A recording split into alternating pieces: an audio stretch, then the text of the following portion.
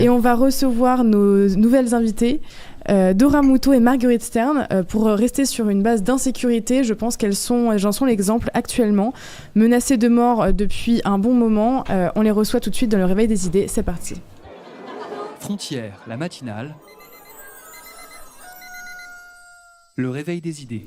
Bonjour Dora Muto. Bonjour. Bonjour Marguerite Stern. Bonjour Louise. Je vais vous tutoyer parce qu'à un moment on se connaît, il faut l'assumer aussi.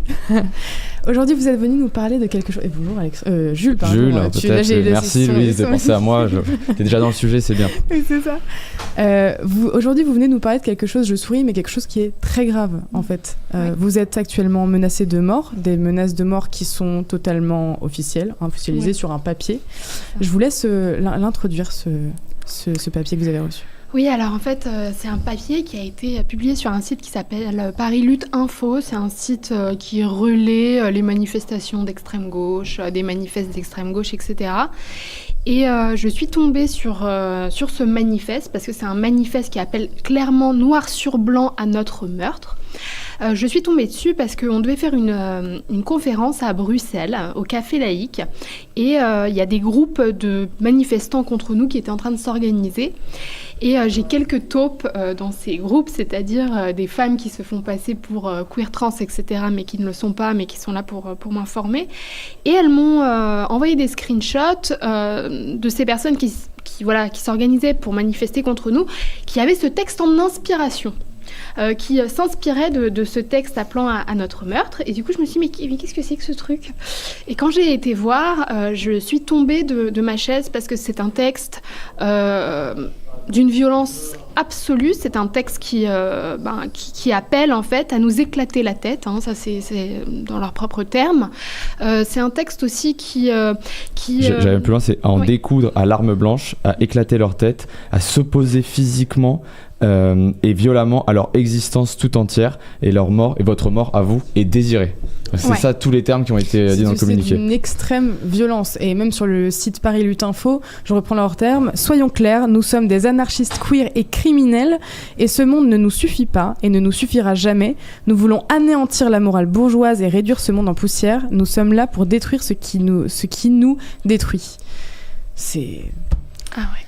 C'est-à-dire qu'on est vraiment sur un niveau où ce sont des personnes qui théorisent la violence qui vraiment théorisent la violence comme une arme politique, qui revendique... Et la romantise presque. Et qui romantise la violence, en effet. C'est-à-dire qu'on a l'impression que ces personnes seraient presque contentes de finir en prison pour avoir tué Dora et Marguerite. C'est-à-dire que il y a comme une espèce de pulsion de mort en fait derrière ça. Et c'est pour ça qu'on a décidé vraiment à regret d'annuler notre prochaine conférence. C'est parce qu'aujourd'hui on se sent réellement, moi personnellement pour la première fois vraiment là je me sens en danger de mort. Parce que je vois vraiment qu'il y a une espèce de pulsion de mort qui vient de la part de ces personnes, et que c'est aujourd'hui très sérieux, et aujourd'hui nous on a envie de rester en vie, et donc on ne sera pas des martyrs de la cause, on continuera quand même évidemment à porter le combat, mais aujourd'hui chaque apparition publique pour nous, à chaque apparition publique on est en danger de mort. Et Dora, j'aimerais revenir sur une vidéo que tu m'avais montrée, mais je pense que ça a été ton cas aussi, Marguerite, de cibles, de fléchettes. C'était première marque. En fait, c'est des images qui pourraient paraître risibles au premier abord, et encore, je trouve pas ça drôle du tout. Mais en fait, c'est très symbolique. Bien sûr. En fait, il y a eu... Nous, avec Marguerite, ça fait à peu près 5 ans qu'on est harcelés. Ça fait 5 ans qu'on se prend des menaces de mort de diverses personnes, militants queer, militants féministes, militants trans. Et il y a eu, au fil du temps, plein de petites vidéos, plein de messages, etc. Et la vidéo dont tu parles, c'est une vidéo où il y avait un jeu de fléchettes, et il y avait ma tête et celle de Marguerite au milieu. Et un groupe de personnes s'amusait à lancer des flèches sur nos têtes. Alors évidemment, on peut se dire mais c'est rien du tout, c'est une blague, etc. Sauf que ce manifeste au final, qui maintenant est publié noir sur blanc, qui a un appel clair et net à nous tuer, à commettre un meurtre contre nous, ça s'est pas fait en un jour en fait. Et ce qui a pas été cool du tout, c'est que la plupart des médias n'ont jamais pris notre défense, n'ont même pas parlé du harcèlement que nous avons vécu. Il y a eu des manifestations féministes énormes dans Paris où on s'est retrouvé avec Paris placardé d'insultes envers nous, envers Marguerite et moi, avec des slogans comme une TERF, c'est comme ça qu'on nous appelle, transsexugenary radical féministe, bref, même si on ne se reconnaît pas tout à fait dans ce terme, une TERF, une balle, justice sociale, et c'est ce qu'ils clament en fait dans les manifestations, et ils écrivent ça sur les murs de Paris. Anne Hidalgo n'a jamais réagi, je veux dire, elle le sait très bien, on a publié ça à de très multiples reprises. Enfin, ça s'est pas fait en un jour, quoi. Elle préfère nettoyer les affiches de Philippines. J'aimerais insister sur le caractère sérieux de ces violences, notamment du fait que, il me semble que Marguerite était présente à une conférence à l'ICEP. La veille, ils avaient brûlé, ils avaient incendié la conférence. Il y a des contre-manifestations violentes qui avaient été aussi interdites par le préfet parce que de leur dangerosité. Et il y a aussi cette péniche de la Furia à laquelle, en fait, une 60aine d'individus a essayé d'attaquer et ont été interpellés avec des armes, des matraques présentes sur eux. Ouais, exactement. Et en fait, je pense qu'aujourd'hui... Et des explosifs. Et je pense qu'aujourd'hui, en France, il faut vraiment prendre conscience du fait qu'on est face à l'émergence d'une nouvelle forme de terrorisme. Et nous, on l'appelle vraiment comme ça aujourd'hui. Il faut poser les mots. Quand on porte des armes, quand on appelle au meurtre, au bout d'un moment, il faut appeler ça du terrorisme, il faut être clair. Et j'aimerais vraiment qu'il y ait une prise de conscience là-dessus, comme l'a dit Dora. En effet, ce terrorisme, il est permis par un certain climat, par un certain laisser-faire. Aujourd'hui, on n'a reçu aucun soutien de la part des féministes, c'est-à-dire qu'on est 2 femmes menacées de mort gravement depuis 5 ans. Les féministes se taisent. Sandrine Rousseau n'a pas fait de communiqué. Non, rien du tout. Ce terrorisme est permis à cause d'un certain climat. Et il faut se rendre compte aussi du fait que, outre-Atlantique, il y a déjà eu des morts à cause de cette idéologie. En fait, j'ai envie de vous lire un petit passage de Transmania, où en fait, dans Transmania, dans notre livre, on a tout un chapitre sur la terreur.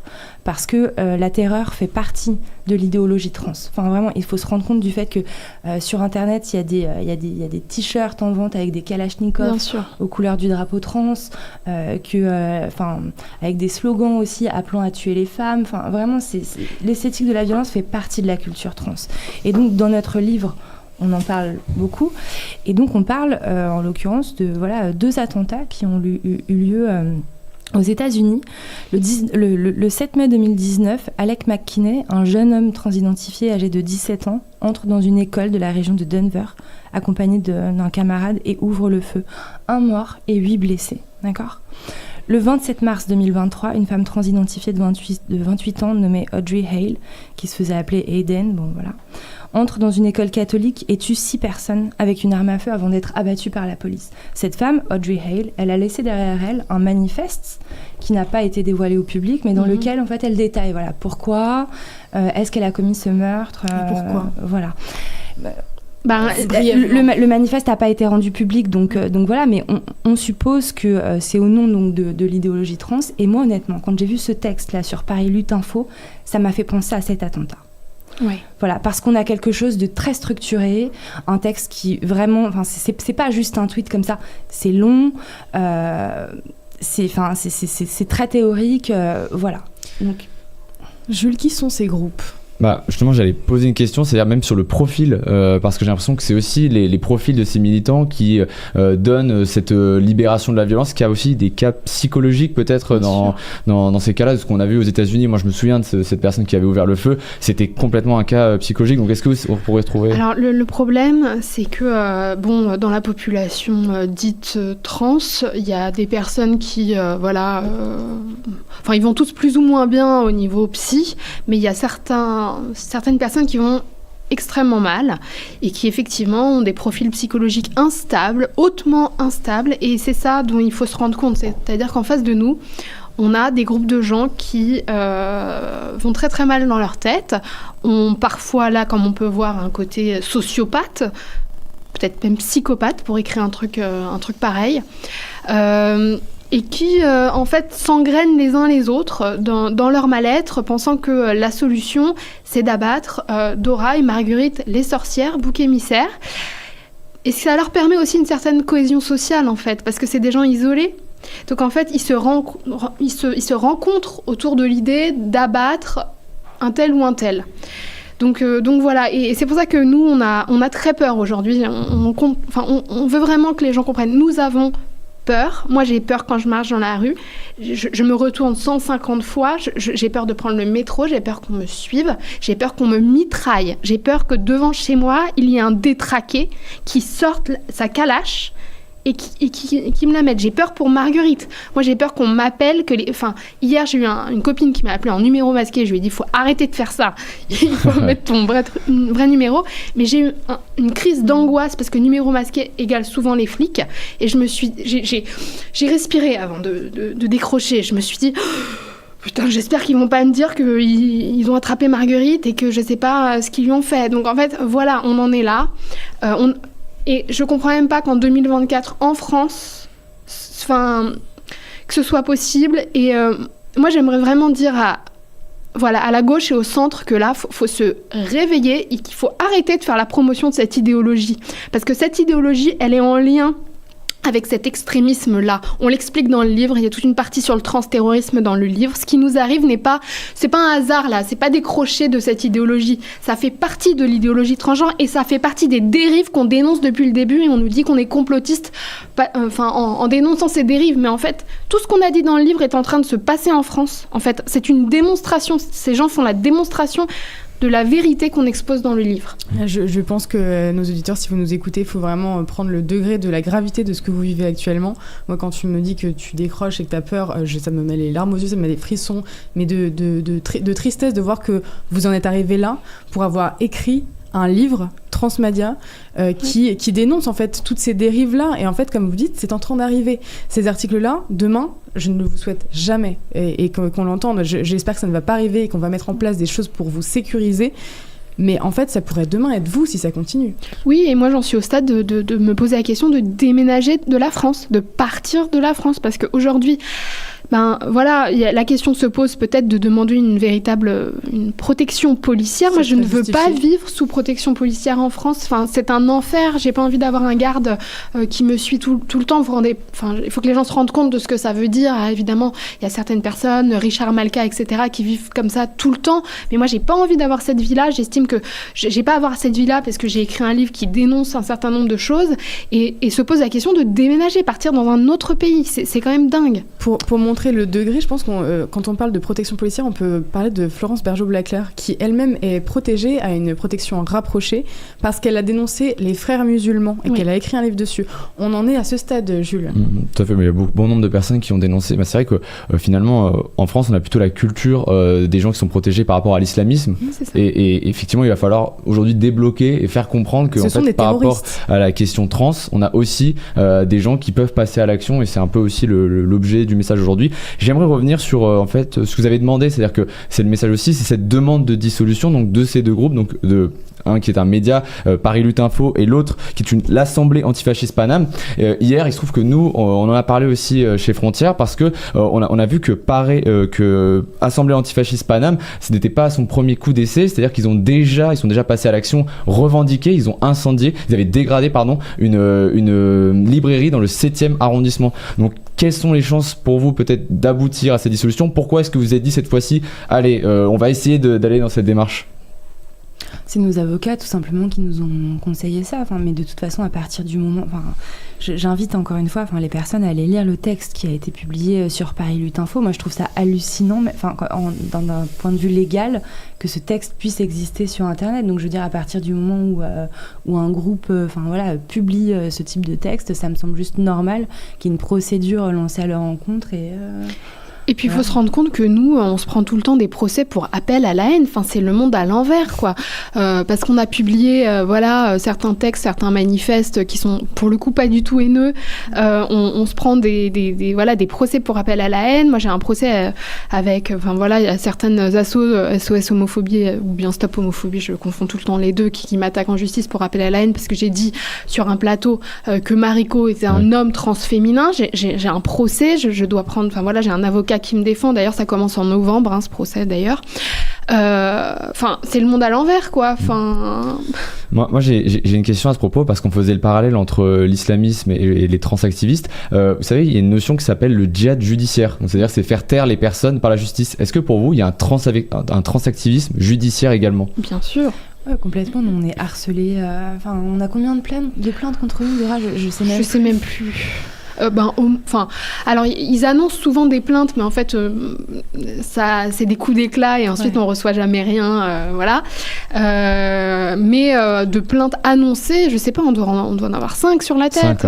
Et ce qu'il y a, c'est que pour nous, par contre, c'est compliqué parce que nous, on est souvent donc menacés de mort. Voilà, on peut pas réagir à chaque fois parce que, voilà, payer un avocat, c'est un certain coût en fait. Alors que nous, justement, on aimerait bien pouvoir se défendre. En fait, pendant très longtemps, pendant 4 ans, pendant 3-4 ans, en fait, on a été menacés de mort sans réagir parce que voilà, on était tout simplement isolés, rejetés de la gauche, voilà, sans aucune structure, on était toutes seules, sans aucun moyen financier, même si on n'en a pas beaucoup plus non plus aujourd'hui. Et en fait, voilà, pendant des années, c'était des gens qui, eux, portaient plainte contre nous, alors que, on était les vraies victimes. Et je veux dire, voilà, il y a toujours une inversion. Une inversion, en fait. Je voudrais revenir dans le texte. À un moment, ils font référence à Street Press. Street Press, qui pour rappel est un média d'extrême gauche, qui eux sont vraiment l'incarnation de l'opposé de ce qu'on peut faire littéralement, et qui ont tendance plutôt à défendre ce genre de coupables puisqu'ils l'ont plus ou moins fait. Ils ont parlé de simples bagarres ou je ne sais quoi. En fait, Paris Lutte Info, sur leur site internet, disent non, Street Press, que les journaleux de Street Press gardent leur torchon pour eux. Certaines d'entre nous avaient bien la volonté d'en découdre.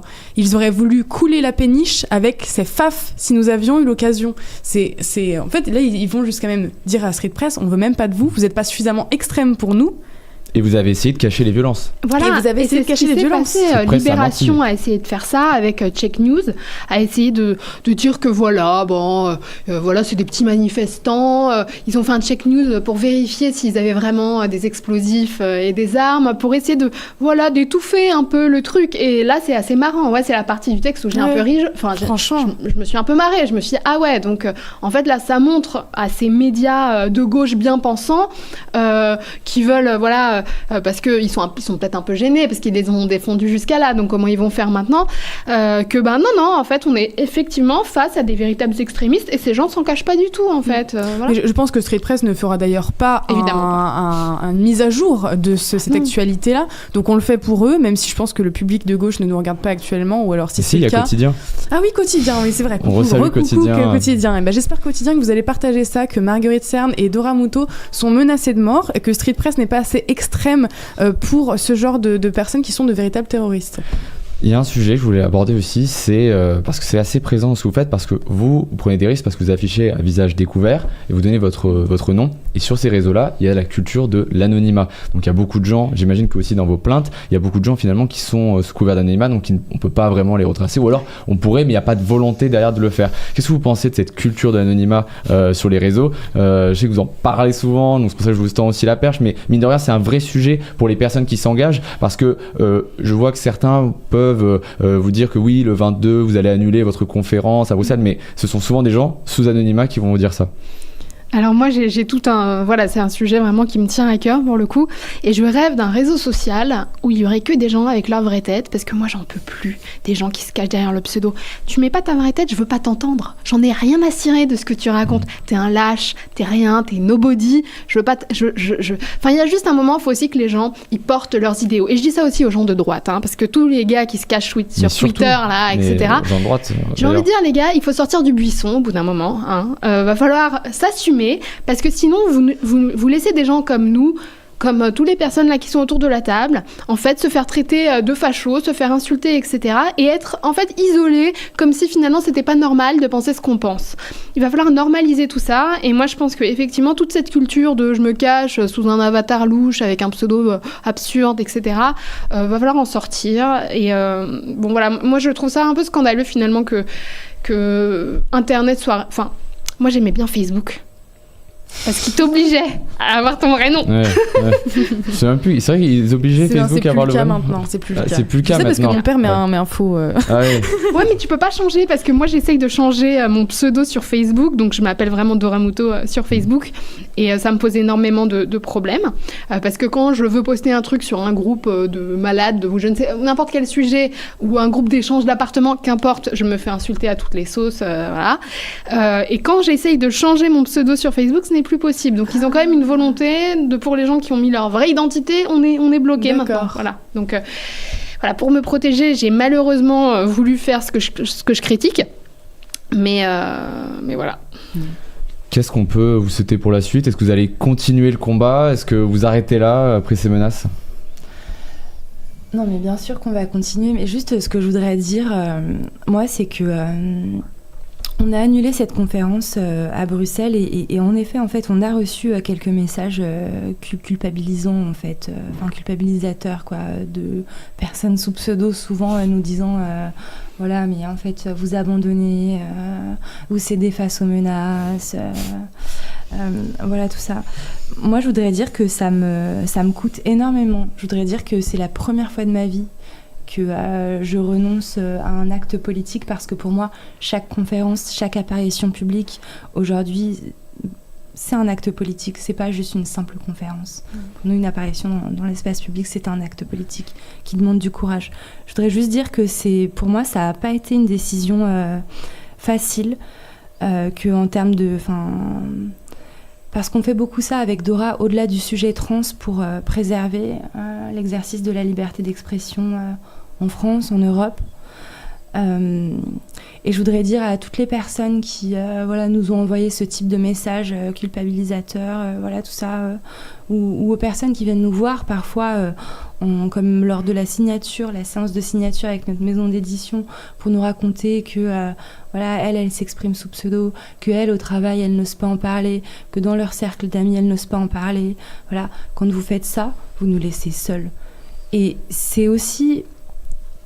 Parce qu'un climat comme ça s'est installé où en fait beaucoup de personnes cèdent face à la terreur, sont sous pseudo, n'osent absolument rien dire, y compris dans leur cercle amical, familial, qu'avec Dora, on se retrouve à subir de telles extrémités et qu'on se retrouve à effectivement devoir renoncer à une liberté qui pour moi est fondamentale, qui est la liberté d'expression, à y renoncer temporairement parce que... tout simplement pour rester en vie. Voilà, moi je voudrais juste adresser un message à ces personnes-là et leur dire ne nous laissez pas seuls, exprimez-vous, achetez notre livre, offrez notre livre, lisez notre livre pour vous informer et prendre conscience de l'ampleur de ce phénomène qui n'est pas du tout, c'est pas en train de se tasser, la situation trans en France. C'est pas parce qu'il y a des personnes qui sont en train de le dénoncer comme nous qu'on est face à un recul. Non, les transitions sont en explosion. Vos enfants sont matrixés par cette idéologie sur les réseaux sociaux et à l'école. L'avenir de la France, ce sont nos enfants. Et je vous garantis que là, tous nos petits-enfants, en fait, sont matrixés par cette idéologie. Donc, il faut vraiment prendre les choses au sérieux. Vous avez votre part à faire. Voilà. Dora, peut-être un dernier mot ? Non, j'ai pas grand-chose de plus à ajouter, si ce n'est que, on aimerait avoir plus de soutien. Voilà, on a besoin de plus de soutien. On peut vous soutenir donc avec ce livre, Transmania aux éditions Magnus. Magnus, que vous pourrez retrouver effectivement sur le site internet de chez Magnus. On a reçu plusieurs fois Dora et Marguerite. Et vous pouvez découvrir votre parcours aussi.